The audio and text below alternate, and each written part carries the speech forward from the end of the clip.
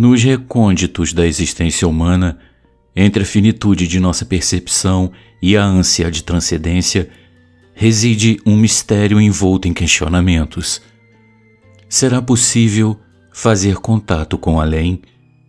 Por séculos, a humanidade tem alimentado a esperança de encontrar respostas para além dos limites de nossa realidade material, buscando vínculos com dimensões desconhecidas e entidades além do nosso alcance sensorial. Nossa busca pelo além é uma tentativa de preencher as lacunas que a nossa existência carrega consigo. Somos seres inquietos, cientes de que nossas percepções são apenas fragmentos do todo. O anseio de transcender a nós mesmos é um reflexo da nossa natureza curiosa e da inerente busca por sentido e propósito. Afinal, ao explorar os limites do conhecimento, nos aproximamos daquilo que está além do que é tangível e mensurável. Contudo, ao abordarmos essas possibilidades, adentramos em um território onde crenças e desejos se misturam. O desafio de compreender tais existências está imbuído na subjetividade humana e em nossa predisposição a atribuir significados pessoais ao que está além do alcance dos sentidos. Nesse enigma, cada indivíduo traz consigo sua perspectiva única, moldada por suas experiências, sua cultura e convicções. Alguns encontram respostas nos encontros com entidades espirituais, enquanto outros mergulham na contemplação solitária e na meditação em busca de conexão com o universo. Essas experiências podem ser profundamente transformadoras, proporcionando momentos de clareza e expansão da consciência. No entanto, também devemos estar cientes da possibilidade de ilusões e projeções que possam turvar o nosso discernimento. A ciência, por sua vez, tende a abordar o além com cautela e ceticismo, baseando-se em evidências empíricas e em métodos rigorosos de investigação. O método científico, embora seja uma poderosa ferramenta para compreender o mundo, muitas vezes se depara com limitações quando confrontado com o além. Afinal, como medir o imensurável? Como comprovar o que escapa às fronteiras do tangível? Independente de nossas crenças individuais, a reflexão sobre esses tipos de contato nos convida a uma jornada interior. Ao questionarmos a natureza da nossa existência e explorarmos os limites do conhecimento, ampliamos nossa visão de mundo e nos aproximamos de uma compreensão mais profunda de nós mesmos e do universo que habitamos. E esse é o canal Casos Sobrenaturais Reais. Não deixe de fazer a sua inscrição para não perder os próximos vídeos e escreva nos comentários de que cidade você está nos assistindo. Desde já, o nosso muito obrigado.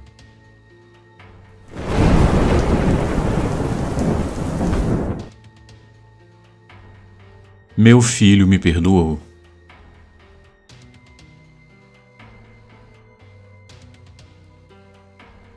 Olá, Luciano e amigos do canal. Não quero revelar meu nome e nem a cidade onde esse fato ocorreu, mesmo não morando mais em minha cidade natal. Atualmente, eu moro no interior do Rio Grande do Sul e meu ex-marido, pelo pouco conhecimento que eu tenho, está morando em São Paulo. Não sei exatamente por onde eu começo a minha história, já que eu sou uma médium sensitiva que tem vários e vários relatos, desde a visão de assombrações que eu tinha desde bebê até hoje em dia, em meus quase 33 anos de idade. Mas, nesse relato, eu irei contar o que me aconteceu até o momento da partida do meu filho e dos anos que se seguiram, quando outros médiuns me falaram sobre o seu paradeiro no mundo espiritual. Eu, aos 18 anos de idade, conheci meu ex-marido. Nós moramos juntos por quase 3 anos, faltou só oficializar a união, o que eu agradeço a Deus até hoje por não ter feito. Eu o conheci em uma festa na casa de uma amiga. Na época eu namorava um outro rapaz que havia insistido em me namorar por meses e finalmente eu acabei cedendo, mas não era aquele amor de verdade. Eu conheci meu ex-marido, eu vou chamá-lo de André, mas esse não é o seu nome verdadeiro, no ano de 2008. Nós vivíamos de uma maneira bem diferente das dos jovens de hoje. Eu conheci o André na festa de uma amiga chamada Ana. Ela era cosplayer e na época nós frequentávamos muitos eventos de anime e coisas do gênero. Aquela era uma época muito boa. No entanto, ao conhecer o André, eu sabia que ele era diferente de todos os outros e foi por ele que me apaixonei à primeira vista. Era um amor tórrido, quase insano, para dizer o mínimo. Então eu terminei com meu ex-namorado para ficar com ele, já que ele me forçava a fazer o que eu não queria e sentia que não estava preparada naquele momento. Talvez por já estar apaixonada por outra pessoa ou simplesmente por saber que ele não era o homem certo. Eu e o André começamos a nos comunicar pelas redes sociais que ainda engatinhavam nessa época, no caso, o bom e velho Orkut. Logo depois de 3 meses após eu ter terminado com o meu ex, eu e ele decidimos namorar e em pouco tempo eu me entreguei a ele, de corpo, alma e fé, pois ele se dizia frequentador da Igreja Adventista do Sétimo Dia, só não seguia à risca a conduta estabelecida pela igreja e, é claro, levou bem pouco tempo para eu perceber que o comportamento dele era totalmente o oposto do comportamento de uma pessoa que se diz cristã. E eu também acabei não sendo, pois quase não ia à igreja. Em pouco tempo, após brigar com praticamente a minha família inteira por causa dele, eu saí de casa e me mudei para a casa onde ele morava, um barraco onde mal tinha energia elétrica e higiene. Por mais que eu limpasse aquele lugar, ele sempre ficava empoeirado e cheio de mofo, isso quando não apareciam bichos como lacraias, lesmas e baratas. Nessa época eu estava trabalhando como operadora de caixa em uma rede de supermercados importante aqui no sul. Nessa época eu deveria ter entre 19 e 20 anos, não lembro ao certo. E pelo menos durante os primeiros meses em que estávamos morando juntos, nós fomos felizes. Até que os primeiros problemas começaram a surgir e dentre eles veio o mais grave de todos, a falta de dinheiro. Eu acabei me demitindo quando roubaram as minhas coisas no trabalho. Eu fui à delegacia e passei por todo tipo de humilhação depois disso. Durante algum tempo eu não consegui emprego, então eu fiquei distribuindo panfletos durante algum tempo para pelo menos ter o que comer durante o dia e eu não sabia se iria ter o que comer à noite. Durante aquele período, o meu jantar era apenas um cachorro-quente que eu comia na rua e quando eu fazia comida em casa, ela acabava estragando porque não tínhamos geladeira, então era horrível não ter como ficarmos abastecidos e ter uma comida realmente saudável. Hoje em dia, eu ainda pago o preço por essa escolha errada e em outros relatos eu conto mais, pois eu ainda estou passando por essa provação.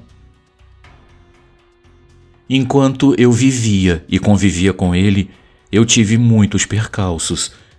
Eu não consegui emprego e nem estabilidade financeira porque ele gastava tudo. Ele trabalhava como montador de móveis e de ar-condicionado. Na verdade, ele era um faz-tudo. Em meio a todos esses percalços, eu acabei engravidando.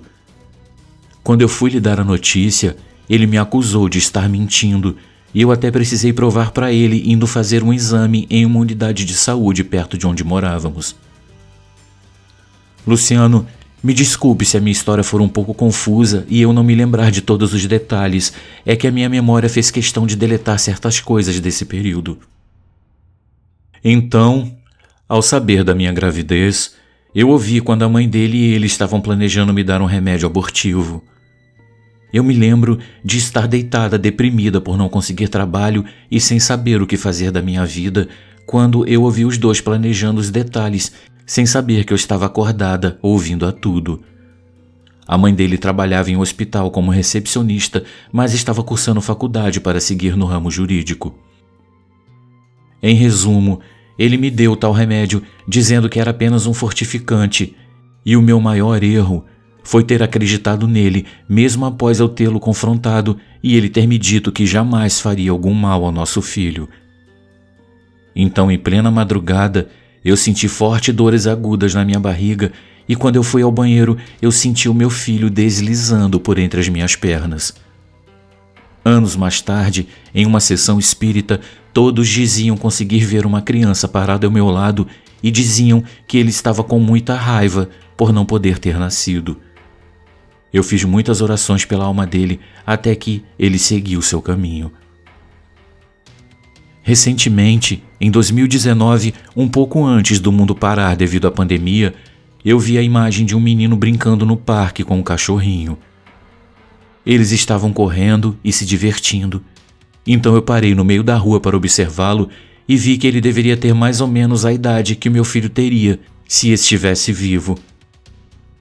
A imagem dele era como um carinho na minha mente. Ela me transmitia uma paz tão grande que deixou meu coração aquecido. Eu senti que eu estava caminhando por aquele local naquele horário porque eu precisava vê-lo daquele jeito, feliz e sorridente, para compreender que ele havia me perdoado e que ele estava com uma família que com certeza teria melhores condições para cuidar dele. Luciano, eu não posso dizer com certeza que aquela criança era o meu filho, mas mesmo que não fosse, eu compreendi que eu estava recebendo uma resposta a todas as orações que eu havia feito. Deus fala com a gente a todo momento, só temos que ter a capacidade de entender os seus sinais, e o que me fez ter certeza de que Ele estava falando comigo foi uma imensa sensação de paz que eu comecei a sentir. Era como se um enorme peso saísse das minhas costas. Luciano, aquela maldade que fizeram comigo me deixou catatônica por muito tempo.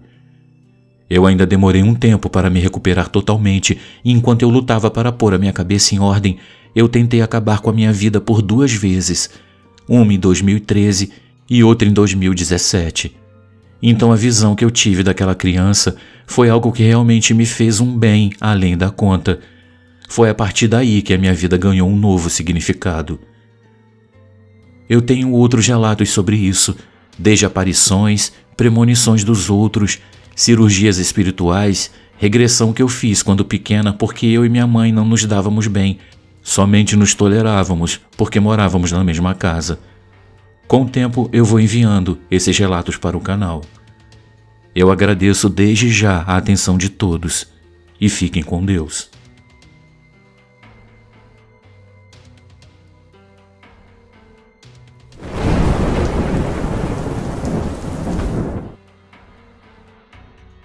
A morte chegou.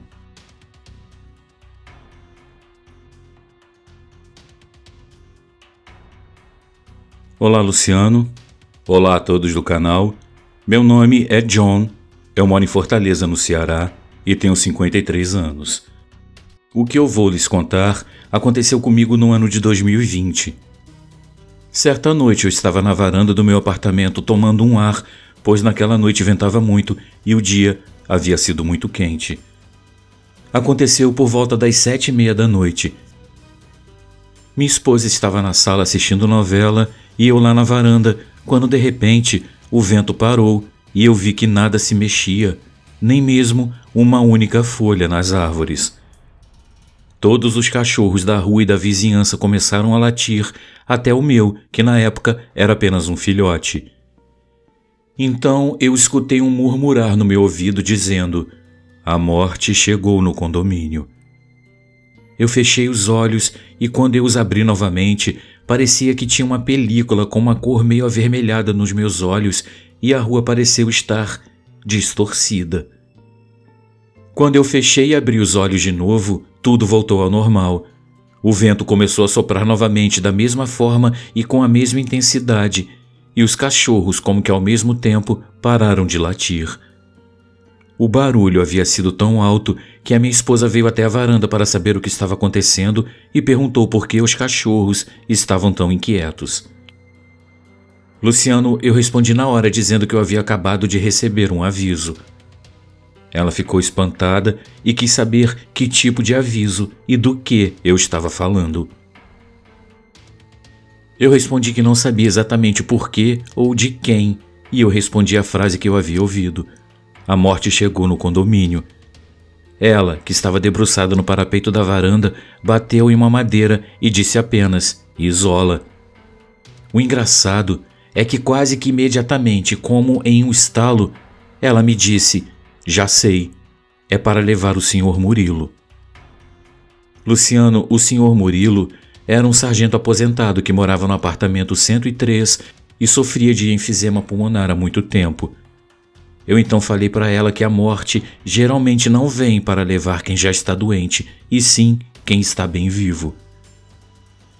Tudo isso aconteceu em uma terça-feira à noite, e depois disso, o estado de saúde do Sr. Murilo, que já não era dos melhores, começou a piorar bastante, segundo o que a família nos contou.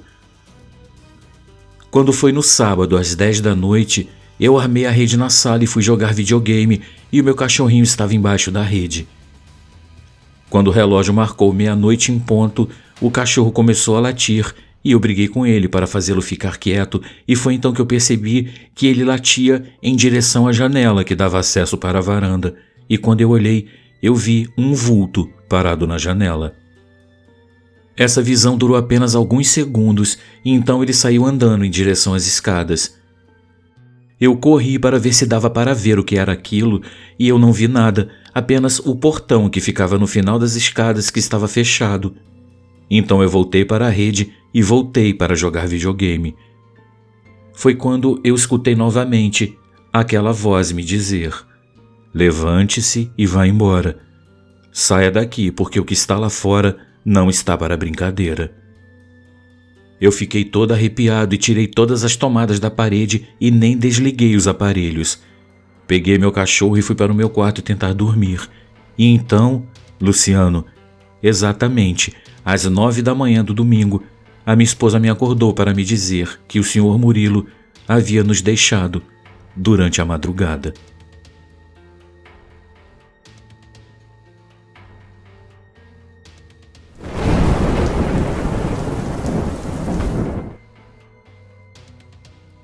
O Menino Pigmeu.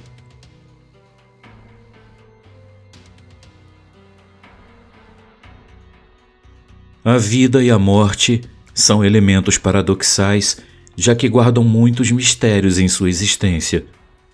Aliás, a filosofia classifica os objetos em existentes, meio existentes e não existentes. E mesmo tal análise relativiza tais denominações, deixando uma brecha para conjecturas. Em uma noite qualquer da década de 1990, chovia, e após eu chegar em casa, eu vi que meu pai estava um pouco aturdido. Aliás, meu pai não conseguia esconder de mim um segredo por muito tempo. A nossa sintonia era muito grande. Luciano, no apartamento onde morávamos, havia um cômodo adjacente ao quarto dos meus pais, que na planta do apartamento se chamava Jardim de Inverno. Lá havia um sofá-cama onde meu pai gostava de ficar sentado para ler o seu jornal diário. Ele recostava sua cabecinha no encosto do sofá e meditava sobre as notícias que lia.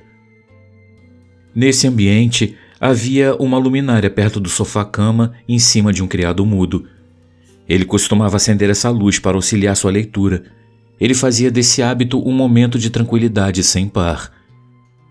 Como eu já havia reafirmado em um outro relato que eu enviei a esse canal, o meu pai via seres imateriais.